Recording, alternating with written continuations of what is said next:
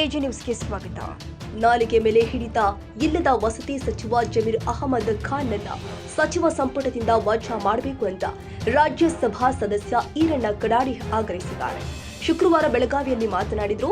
ಸಚಿವ ಜಮೀರ್ ಅಹಮದ್ ಖಾನ್ ಕೇಂದ್ರ ಸಚಿವ ಎಚ್.ಡಿ. ಕುಮಾರಸ್ವಾಮಿ ವರ್ಣದ ಬಗ್ಗೆ ಮಾತನಾಡಿದ್ದು ಖಂಡನೀಯ.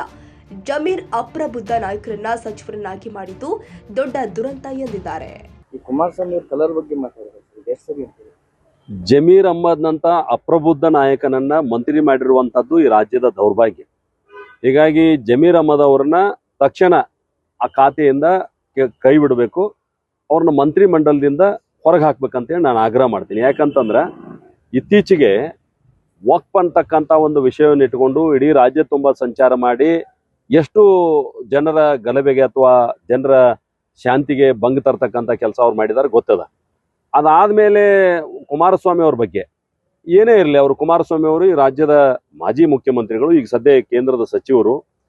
ಆರೋಪ ಪ್ರತ್ಯಾರೋಪ ಸರ್ವೇ ಸಾಮಾನ್ಯ ಇರ್ತದೆ, ಆದ್ರೆ ಅದು ಒಂದು ಸ್ಪರ್ಧಾತ್ಮಕ ಒಂದು ಹೆಲ್ದಿ ಕಾಂಪಿಟೇಷನ್ ಇರಬೇಕಾಗ್ತದೆ. ಆದ್ರೆ ಇವರು ಅತ್ಯಂತ ಅಸಹ್ಯವಾಗಿ ಅವ್ರ ಬಣ್ಣದ ಬಗ್ಗೆ, ಬಣ್ಣ ಯಾರು ಏನು ಪೇಂಟ್ ಮಾಡ್ಕೊಂಡ್ ಬರ್ತಾರ, ಬಣ್ಣದ ಬಗ್ಗೆ ಮಾತನಾಡುವಂಥದ್ದು ಮತ್ತು ಹಗುರವಾಗಿ ಮಾತನಾಡುವಂಥದ್ದು ಎಷ್ಟು ಸರಿ. ಹೀಗಾಗಿ ಅಪ್ರಬುದ್ಧವಾಗಿರ್ತಕ್ಕಂಥ ಈ ಸಚಿವರನ್ನ ಸಂಪುಟದಿಂದ ಕೈ ಬಿಡೋದು ಬಹಳ ಯೋಗ್ಯ ಜನರ ಹಿತದೃಷ್ಟಿಯಿಂದ ಅಂತ ನಾನು ಸಿದ್ದರಾಮಯ್ಯನವರಿಗೆ ಆಗ್ರಹ ಮಾಡ್ತೀನಿ.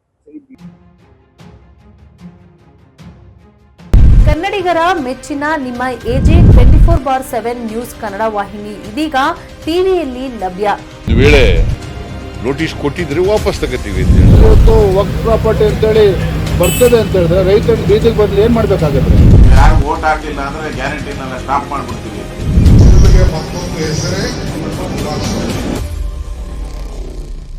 ಕರ್ನಾಟಕ ಮತ್ತು ದೇಶ ವಿದೇಶ 360 ಡಿಗ್ರಿ ಸುದ್ದಿ ಹಾಗೂ ಉತ್ತರ ಕರ್ನಾಟಕ ಬೆಳಗಾವಿ, ಬಾಗಲಕೋಟೆ, ಧಾರವಾಡ, ಹಾವೇರಿ, ಗದಗ, ಬಿಜಾಪುರ ಜಿಲ್ಲೆಯ ಕ್ಷಣ ಕ್ಷಣದ ವಿವರವನ್ನ ಪಡೆಯುವುದಕ್ಕೆ ಎಜೆ 24/7 ನ್ಯೂಸ್ ಕನ್ನಡ ವಾಹಿನಿಯನ್ನ ಲೈಕ್ ಮಾಡಿ, ವಿಡಿಯೋಗಳನ್ನ ಶೇರ್ ಮಾಡಿ, ಕಮೆಂಟ್ ಮಾಡುವ ಮೂಲಕ ನಮ್ಮ ವಾಹಿನಿಗೆ ಸಹಕಾರ ನೀಡಿ ಮತ್ತು ಚಾನೆಲ್ ಅನ್ನ ಸಬ್ಸ್ಕ್ರೈಬ್ ಮಾಡಿ. ಧನ್ಯವಾದಗಳು.